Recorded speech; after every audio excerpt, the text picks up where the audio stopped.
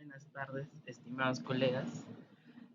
Primero agradecer por asistir a este gran congreso y al comité por el esfuerzo que viene realizando en toda la organización y mucha gratitud y agradecimiento por la invitación hacia mi persona en este primer congreso internacional de emergencias gastroenterológicas y estado actual en avances de cirugía digestiva Sucre 2023. Mi nombre es Ramiro Porracea, soy residente de cirugía abdominal del Hospital Guillermo Almenar Irigoyen, Lima, Perú, y este es mi querido hospital. Es un hospital nivel 4, contamos con 1800 camas aproximadamente, ¿no? Y vamos a iniciar esta pequeña presentación. El día de hoy me ha tocado hablar sobre cirugía transanal mínimamente invasiva, más conocida como TAMIS. Bueno, vamos a empezar diciendo de manera general que todo tratamiento oncológico y principalmente quirúrgico tiene como objetivo la exéresis o tratamiento radical del cáncer, pero siempre teniendo en cuenta la preservación de la función de los órganos y obviamente la calidad de vida. Por ello, obviamente los dos grandes procedimientos que tenemos como tratamientos curativos para el cáncer a nivel rectal no cumplen con todos estos criterios, como son la resección anterior baja cuando ésta es factible o ultra baja, o la resección abdominoperineal cuando ésta es obligatoria, ¿no? Ambos procedimientos se han determinado que son los tratamientos con más alta tasa curativa y menor tasa de recurrencia, pero como bien sabemos son los dos tratamientos los que tienen mayor tasa de morbilidad. Esta morbilidad va desde un posoperatorio inmediato, como una infección de herida operatoria, una terrible dehiscencia de anastomosis, ¿no? Obviamente tenemos los cuidados de ostomía, hasta obviamente complicaciones crónicas como es obviamente una alteración geniturinaria, la disfunción sexual, ¿no? Y esto es sumamente importante porque obviamente como vemos el cáncer de recto cuando tiene una gran alteración genética se va a presentar en hombres jóvenes, menores de 50, 60 años, con una vida sexual activa, lo cual obviamente pues podemos curarlos del cáncer, pero vamos a traer una nueva alteración a su vida que va a disminuir su calidad de vida. Y finalmente, bueno, al hablar de la alteración funcional anorrectal que obviamente va a alterar sí o sí ambas cirugías, ¿no? Bueno, hablando un poco de historia, como sabemos, hace ya casi más de 30 años el doctor West propuso por primera vez la microcirugía endoscópica transanal, en lo cual revolucionó la técnica y los resultados de la cirugía transanal, ¿no? Convirtiéndose como técnica estándar para el tratamiento de adenomas rectales grandes, ¿no? Y luego ofreciendo un tratamiento posiblemente curativo a nivel de cáncer rectal temprano. Esto estamos hablando hace 30 años, ¿no? Pero actualmente ya sabemos que la cirugía transanal mínimamente invasiva que tuvo su origen en la microcirugía endoscópica transanal es como indicación para cáncer rectal temprano. Finalmente, en la actualidad genera un papel de debate potencial si es que obviamente en combinación con terapias neoadyuvantes esta va a ser adecuada para cirugía invasiva, ¿no? Entonces, como bien comentábamos, obviamente la cirugía transanal nos va a dar dos, obviamente, grandes ventajas, como es una mejor visión del campo operatorio y una mejor visión de la lesión. De esta manera ha revolucionado el estándar de tratamiento mínimamente invasivo para lesiones polipoideas gigantes y para el cáncer temprano de recto. Ahora, el TAMIS, como bien obviamente mencionábamos, nació de un híbrido entre la microcirugía endoscópica transanal y la laparoscopía con abordaje monopuerto. Es de ahí que nace por primera vez la cirugía transanal mínimamente invasiva llamada TAMIS. Y vamos a iniciar esta pequeña presentación. El día de hoy me ha tocado hablar sobre cirugía transanal mínimamente invasiva, más conocida como TAMIS. Bueno, vamos a empezar diciendo de manera general que todo tratamiento oncológico y principalmente quirúrgico tiene como objetivo la exéresis o tratamiento radical del cáncer, pero siempre teniendo en cuenta la preservación de la función de los órganos y obviamente la calidad de vida. Por ello, obviamente los dos grandes procedimientos que tenemos como tratamientos curativos para el cáncer a nivel rectal no cumplen con todos estos criterios, como son la resección anterior baja cuando ésta es factible o ultra baja, o la resección abdominoperineal cuando ésta es obligatoria, ¿no? Ambos procedimientos se han determinado que son los tratamientos con más alta tasa curativa y menor tasa de recurrencia, pero como bien sabemos son los dos tratamientos los que tienen mayor tasa de morbilidad.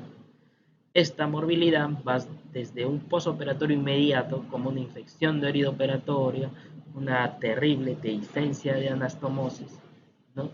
Obviamente tenemos los cuidados de ostomía, hasta obviamente complicaciones crónicas como es obviamente una alteración geniturinaria, la disfunción sexual, ¿no? Y esto es sumamente importante porque obviamente como vemos el cáncer de recto cuando tiene una gran alteración genética se va a presentar en hombres jóvenes, menores de 50, 60 años, con una vida sexual activa, lo cual obviamente pues podemos curarlos del cáncer, pero vamos a traer una nueva alteración a su vida que va a disminuir su calidad de vida.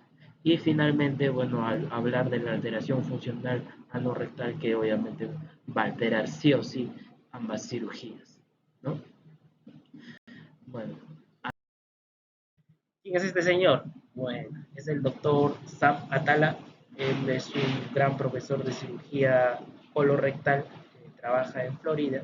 Y él, el 30 de junio del 2009, es decir, ya aproximadamente hace 14 años, o próximos a cumplir 14 años, realizó por primera vez una cirugía transanal mínimamente invasiva en el Hospital Winter Park.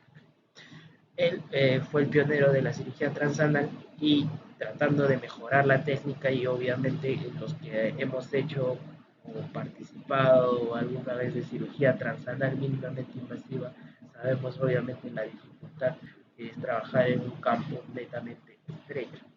Entonces, por ello que él mismo fue el que realizó por primera vez una cirugía transanal mínimamente invasiva, pero de manera robótica, esto en el 2008.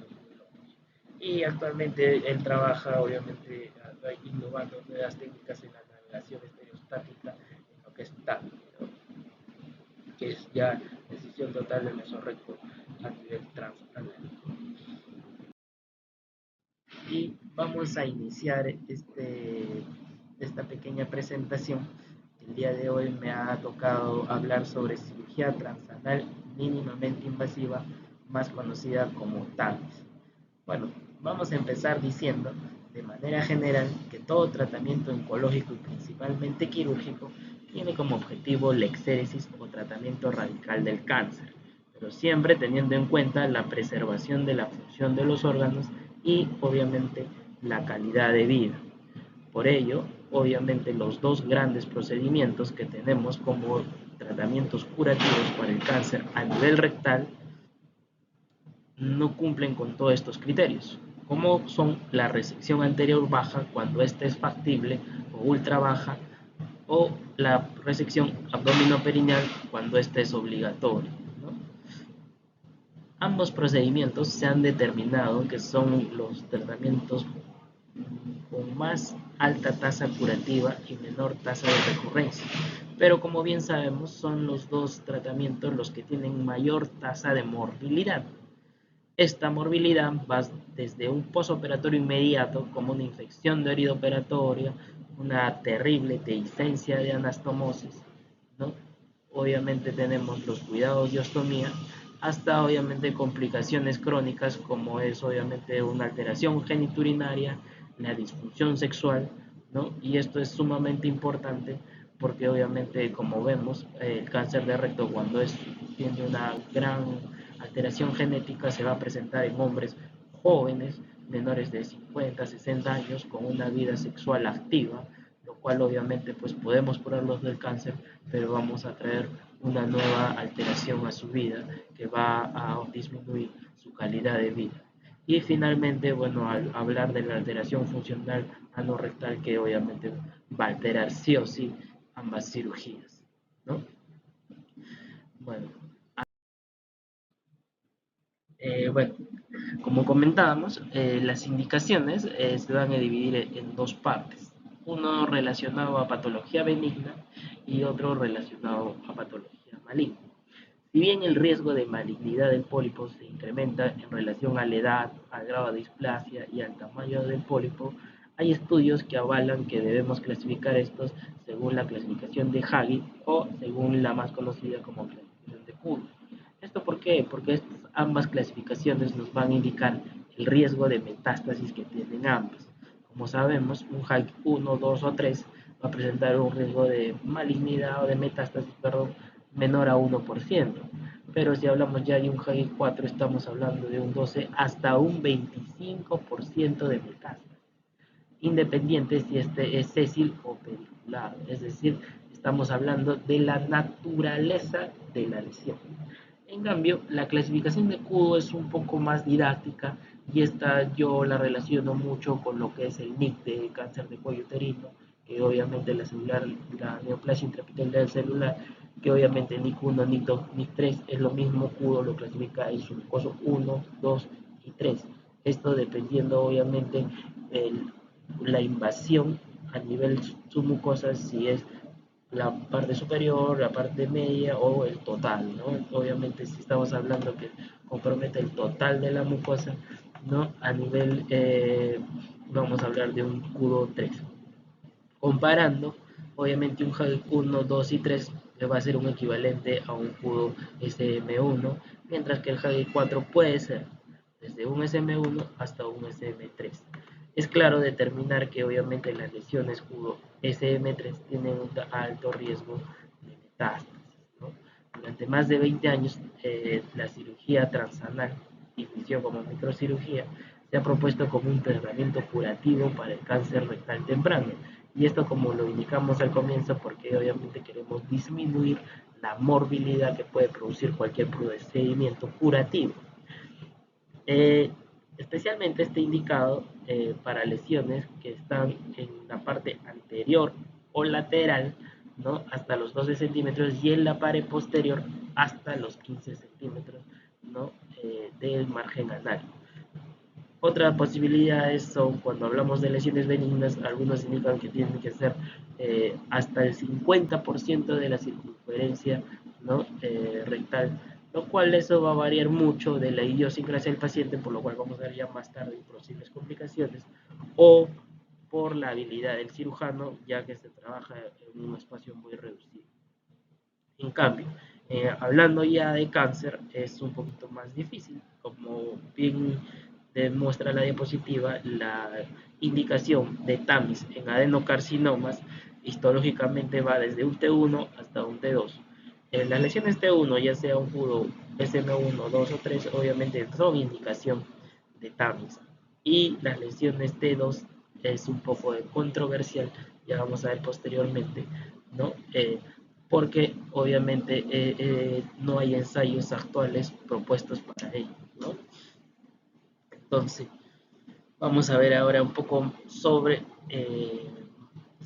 procedimiento. Bueno, como comentábamos, en el caso de T2, de lesiones T2, va a ser un poquito importante definir si la naturaleza de la lesión es bien, moderada o pobremente diferenciada, porque esto va a indicar el grado, ¿no?, de compromiso ganglionar que vamos a tener o que puede exponer esta lesión. Y como sabemos, el TAMIS no está indicado para lesiones con compromiso ganglionar. Es por eso que de manera arbitraria podemos determinar que obviamente las lesiones bien o moderadamente diferenciadas son indicación de TAMIS. Lesiones menores a 4 centímetros son indicación de TAMIS. Y lesiones que no tengan afectación linfática, que no tengan afectación vascular o que no tengan afectación perineural. Y vamos a iniciar esta pequeña presentación El día de hoy me ha tocado hablar sobre cirugía transanal mínimamente invasiva, más conocida como TAMIS. Bueno, vamos a empezar diciendo de manera general que todo tratamiento oncológico y principalmente quirúrgico tiene como objetivo la exéresis o tratamiento radical del cáncer, pero siempre teniendo en cuenta la preservación de la función de los órganos y obviamente la calidad de vida. Por ello, obviamente los dos grandes procedimientos que tenemos como tratamientos curativos para el cáncer a nivel rectal no cumplen con todos estos criterios, como son la resección anterior baja cuando ésta es factible o ultra baja, o la resección abdominoperineal cuando ésta es obligatoria, ¿no? Ambos procedimientos se han determinado que son los tratamientos con más alta tasa curativa y menor tasa de recurrencia, pero como bien sabemos son los dos tratamientos los que tienen mayor tasa de morbilidad. Esta morbilidad va desde un posoperatorio inmediato, como una infección de herida operatoria, una terrible dehiscencia de anastomosis, ¿no? Obviamente tenemos los cuidados de ostomía, hasta obviamente complicaciones crónicas como es obviamente una alteración geniturinaria, la disfunción sexual, ¿no? Y esto es sumamente importante porque obviamente como vemos el cáncer de recto cuando tiene una gran alteración genética se va a presentar en hombres jóvenes, menores de 50, 60 años, con una vida sexual activa, lo cual obviamente pues podemos curarlos del cáncer, pero vamos a traer una nueva alteración a su vida que va a disminuir su calidad de vida. Y finalmente, bueno, al hablar de la alteración funcional anorrectal que obviamente va a alterar sí o sí ambas cirugías, ¿no? Bueno, esta es quizás la parte más importante de la exposición o al decidir realizar una cirugía transanal mínimamente invasiva, porque obviamente la selección del paciente es lo más importante. Como hemos bien comentado, hay algunos factores pronósticos negativos que van a determinar que este procedimiento no es el adecuado. Como les comentaba, algunos indican que puede ser una lesión mayor a 4 centímetros o mayor a 3 centímetros. El grado de esta edificación, como indicábamos, una lesión T1 es indicación obviamente de TAMIS, pero cuando obviamente esta tiene una naturaleza pobremente diferenciada y hay que tomar un poco con pinzas, ¿no? Cuando obviamente estamos evaluando la lesión y podemos determinar que no es posible de repente una resección R0, ¿no? O podemos ver infiltración linfovascular en el preoperatorio, ¿no? Entonces ahí ya determinamos que obviamente no es un buen candidato para este procedimiento. Como consecuencia, obviamente es evidente una evaluación preoperatoria muy buena, como tiene que contener una evaluación clínica, la colonoscopia total, una rectoscopia rígida para localizar la lesión a lo largo de la circunferencia y de cierta manera medir su distancia desde el margen anal, ¿no? La ecografía endoscópica transanal, que ya vamos a ver más, un poquito más allá la importancia que tiene esta, como todo lesión maligna, necesita un estadiaje tóraco-abdominopélvica con tomografía para descartar infiltración a nivel hepática, pulmonar, etcétera. Resonancia magnética, protocolo recto para determinar obviamente la invasión de la lesión, la localización y si hay compromiso o no de esfínter. Y como sabemos, los marcadores tumorales, ¿no? El más conocido para todo, o el que nos indica mejor es el CEA a nivel rectal, ¿no? Y cómo determinamos el estudio preoperatorio va a ser vital, ¿no? Va a ser vital más que todo para determinar con precisión la profundidad de la invasión tumoral, ¿no? El compromiso de ganglios linfáticos en relación con la biopsia preoperatoria. Es decir, nos va a determinar en sí el paciente candidato para este procedimiento, ¿no? Obviamente, como consecuencia, si no tenemos una buena evaluación preoperatoria, no vamos a poder definir correctamente qué paciente va a ir a una cirugía transanal mínimamente invasiva y una extracción de la lesión exitosamente, ¿no? Como sabemos, existe obviamente dos partes fundamentales en el análisis preoperatorio para una cirugía transanal.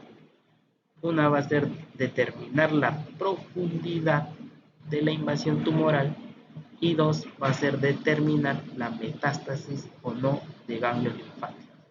Esto es crucial y para ello, obviamente, como comentamos hace un momento, la ecografía endoscópica transanal es la herramienta que nos va a indicar con exactitud estos dos parámetros. Ahora, existe un problema que ha nacido a raíz de obviamente la introducción de esto, que obviamente podemos sobreestadificar o subestadificar. Aparentemente hay estudios que determinan consistentemente que hasta un 19%, a pesar de todos estos exámenes y la ecografía tan hay una subestadificación de hasta un 19% en relación con una sobreestadificación, ¿no? Hasta 3%.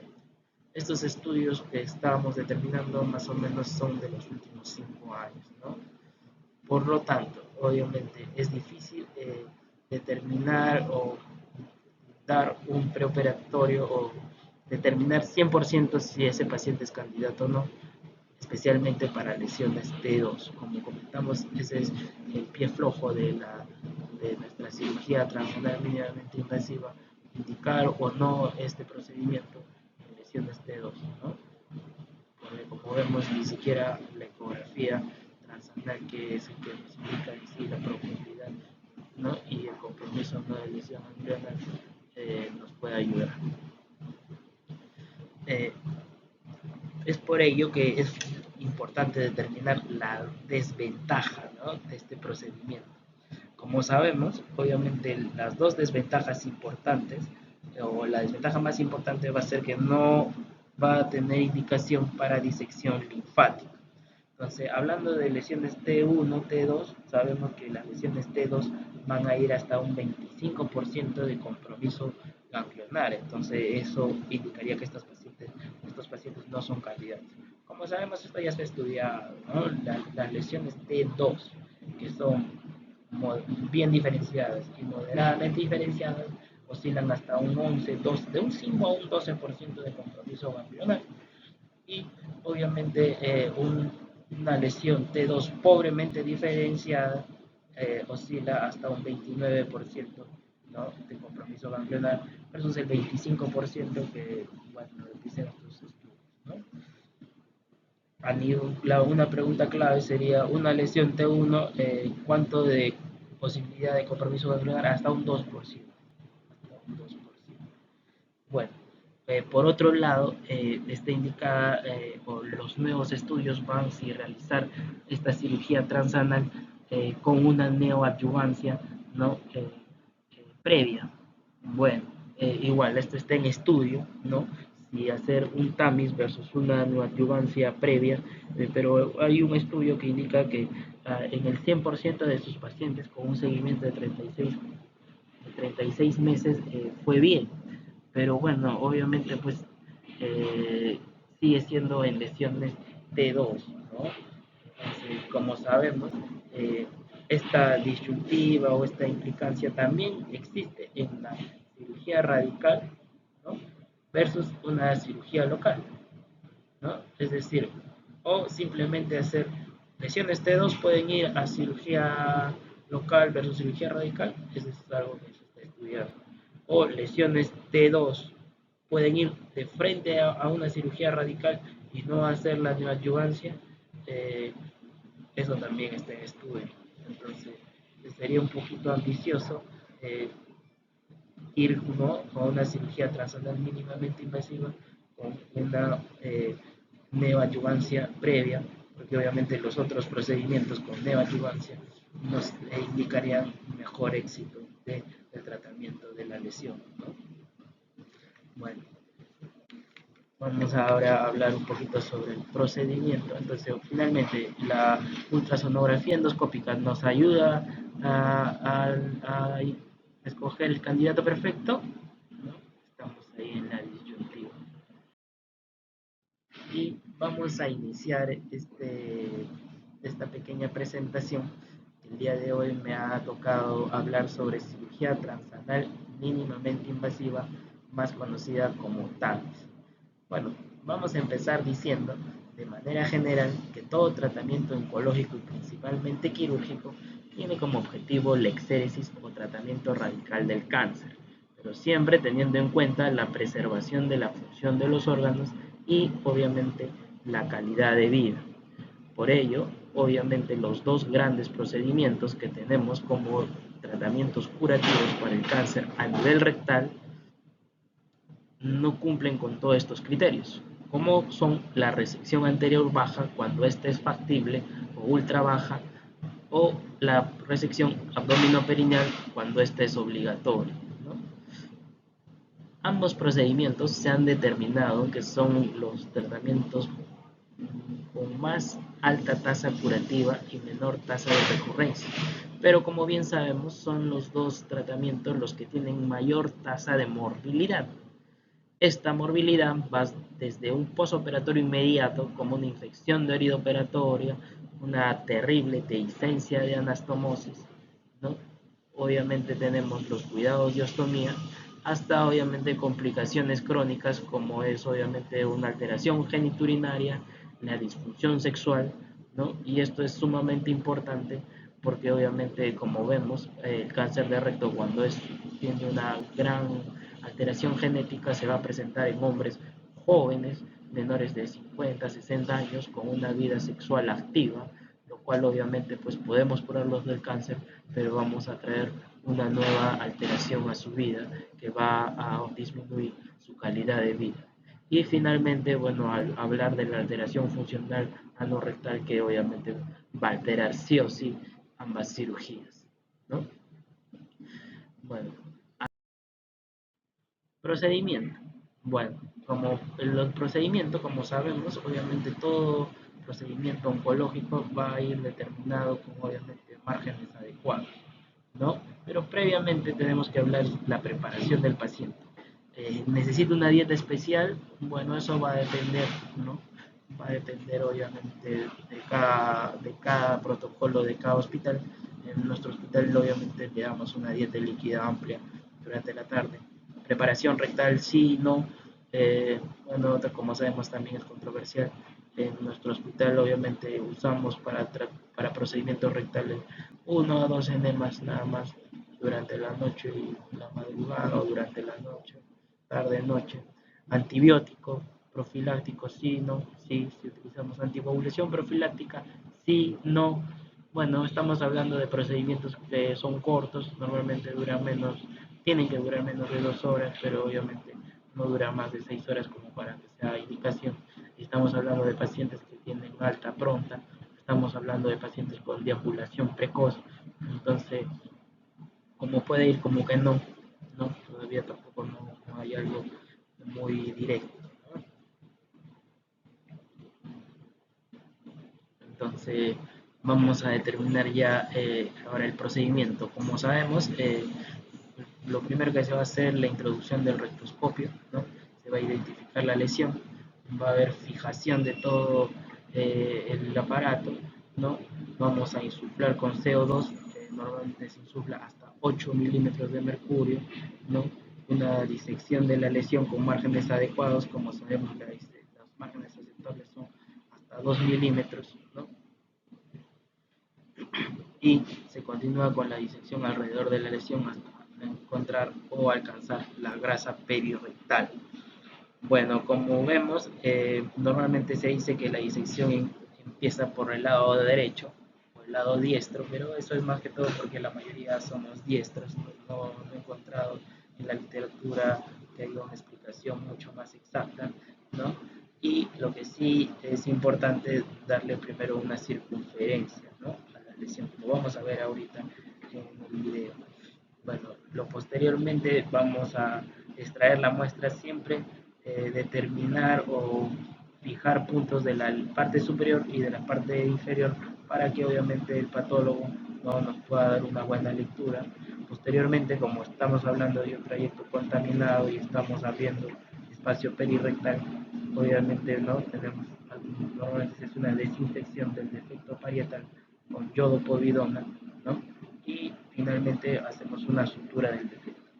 En este último paso hay un poco de discrepancia. Algunos dicen que sí, se debe hacer una sutura versus otros los cuales que no. Vamos a ver posterior.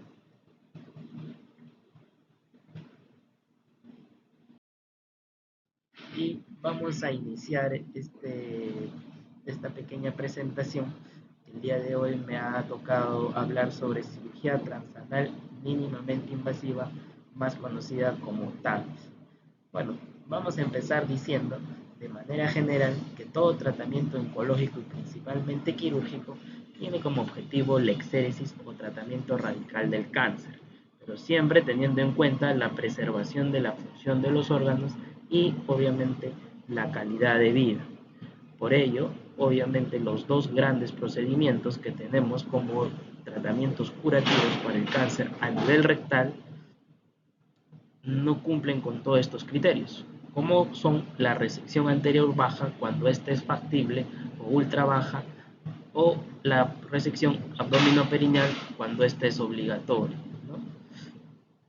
Ambos procedimientos se han determinado que son los tratamientos con más alta tasa curativa y menor tasa de recurrencia, pero como bien sabemos son los dos tratamientos los que tienen mayor tasa de morbilidad. Esta morbilidad va desde un posoperatorio inmediato, como una infección de herida operatoria, una terrible dehiscencia de anastomosis, ¿no?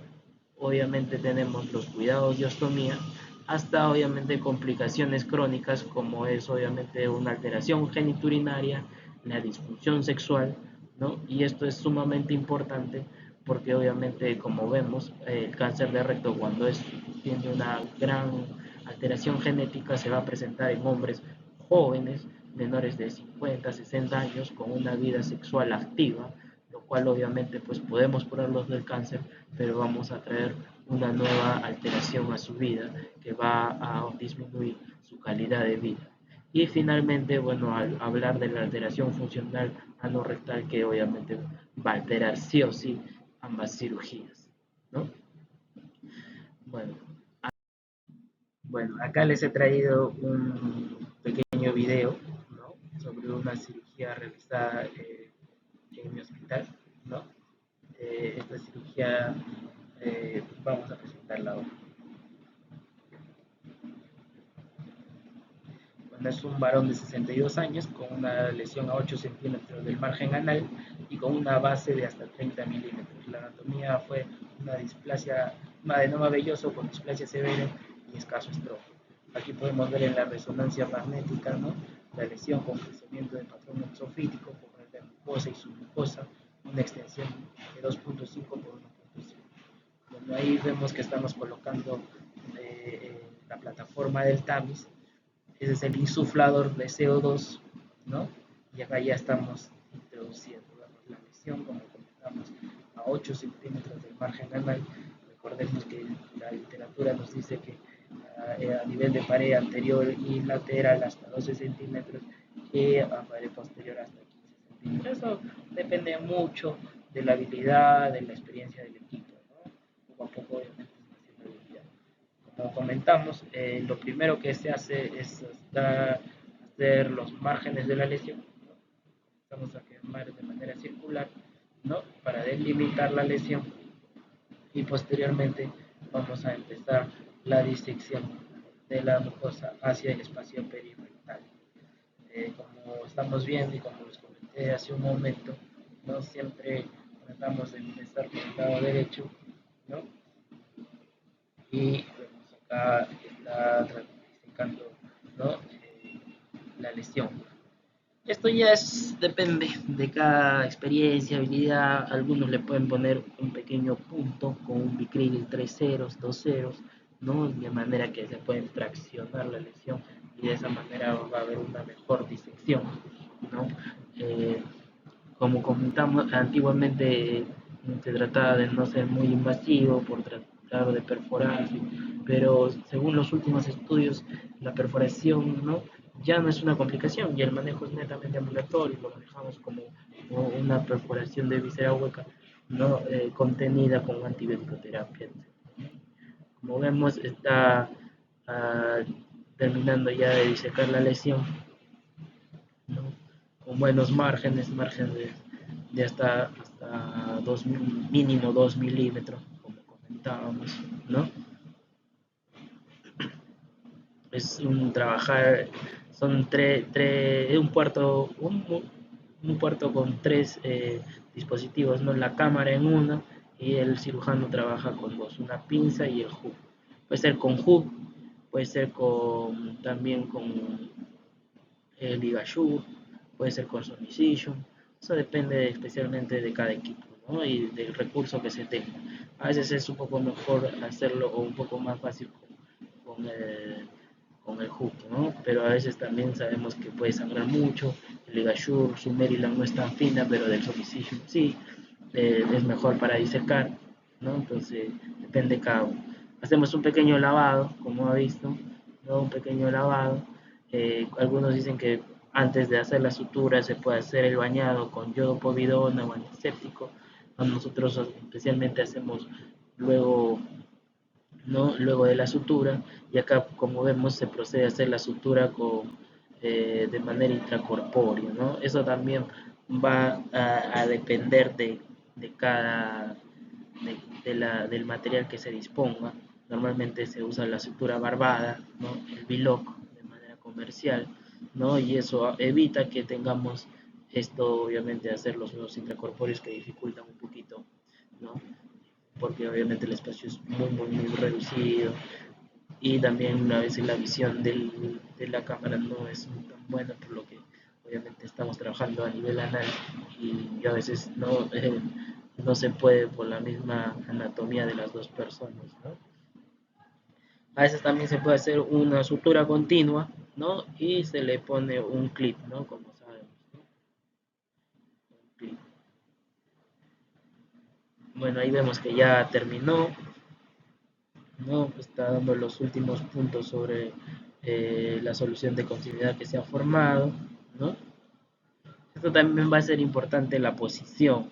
Eh, Normalmente se puede poner en supino o prono dependiendo de la lesión, pero como vemos es mucho más fácil suturar cuando la lesión está obviamente en la parte inferior. Entonces, cuando la lesión es en la parte superior, lo indicado es poner al paciente de prono, ¿no? Para que obviamente la lesión se mire en la parte inferior y de esa manera podamos suturar de manera más natural, ¿no? Y obviamente se facilite.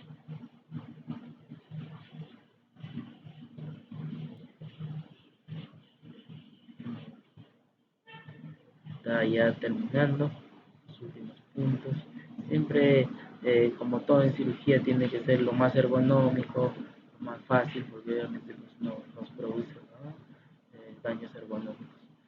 Bueno, acá vemos que está haciendo ya una limpieza con solución yodada, ¿no? Yodo povidona.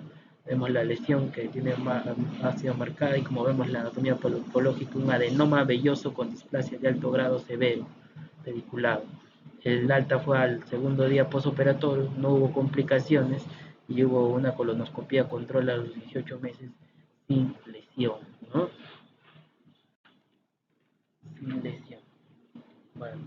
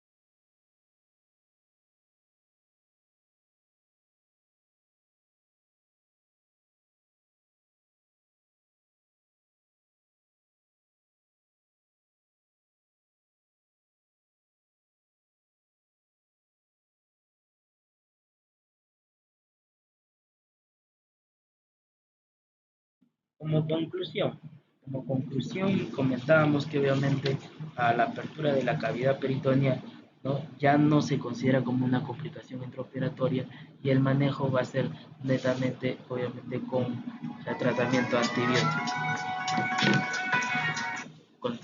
antibiótico, ¿no? Eh, ya no va a necesitar de una cirugía laparoscópica o una laparotomía. Otra conclusión muy importante es que la decisión local se asoció con mayor tasa de recurrencia que oscila entre el 10 y el 27% versus un 2% que se está dando el tamiz cuando obviamente hay una buena selección de pacientes. Igual, la disección submucosa endoscópica versus el tamiz tuvo mayor recurrencia de un 18 versus un 2%, ¿no? Y no discute más los gastroenterólogos, pero obviamente esta literatura avala mucho más al tamiz, ¿no? Por ende, obviamente estamos hablando que el tamiz es un procedimiento indicado como cirugía curativa para lesiones benignas y lesiones malignas T1 desde un SM1 hasta un SM3 de cudo y T2, y es por ello que es indispensable un buen perfil perioperatorio para definir los candidatos de este procedimiento, ¿no? Pero como bien indicábamos, las lesiones T2 necesitan aún estudios prospectivos, ensayos clínicos, ¿no? Bueno, finalmente indicar que obviamente el tamiz no tiene ningún efecto fisiológico anorrectal ni en calidad de vida versus los procedimientos radicales que estamos acostumbrados a ver. Hablando un poquito, ampliando un poquito más sobre esto para que no se me vaya la idea, sabemos que obviamente la fisiología no rectal, ¿no? Cuando se utiliza un procedimiento de tamiz, ¿no? Obviamente va a verse alterado por dos cosas. Puede ser por el gran tamaño de la lesión, por eso hablábamos de lesiones menores de 3 a 4 centímetros, o por la duración, ¿no?, de la cirugía, por la distensión del CO2. Es por ello que es importante que se sepa que el CO2 se mantiene una presión de 8 milímetros de mercurio y no versus el 13, no 12, 13 hasta 15 que estamos acostumbrados en la laparoscopía abdominal. Eh, ¿Por qué? Porque esta distensión, ¿no?, nos va a indicar que obviamente pues disminuye la presión anal en reposo. Pero estamos hablando de una disminución transitoria porque a partir del cuarto mes ya el 100% de las personas recuperan. Esta presión anal en reposo que ha sido afectada se va a traducir en que la persona obviamente va a tener mayor urgencia defecatoria, ¿no? Pero como comentábamos, obviamente al cuarto mes ya se está desapareciendo esta molestia, ¿no? Esto va a ser idiosincrático de la sensibilidad rectal del paciente, ¿no?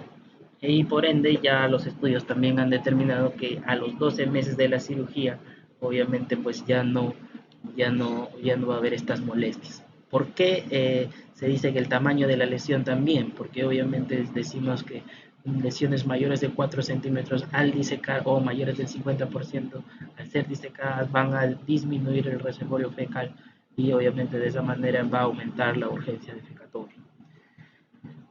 Finalmente, como última conclusión, ¿no? Sabemos que obviamente los estudios ahora sobre el tamiz van sobre obviamente el gran pie cojo que tenemos en este procedimiento que es la disección ganglionar.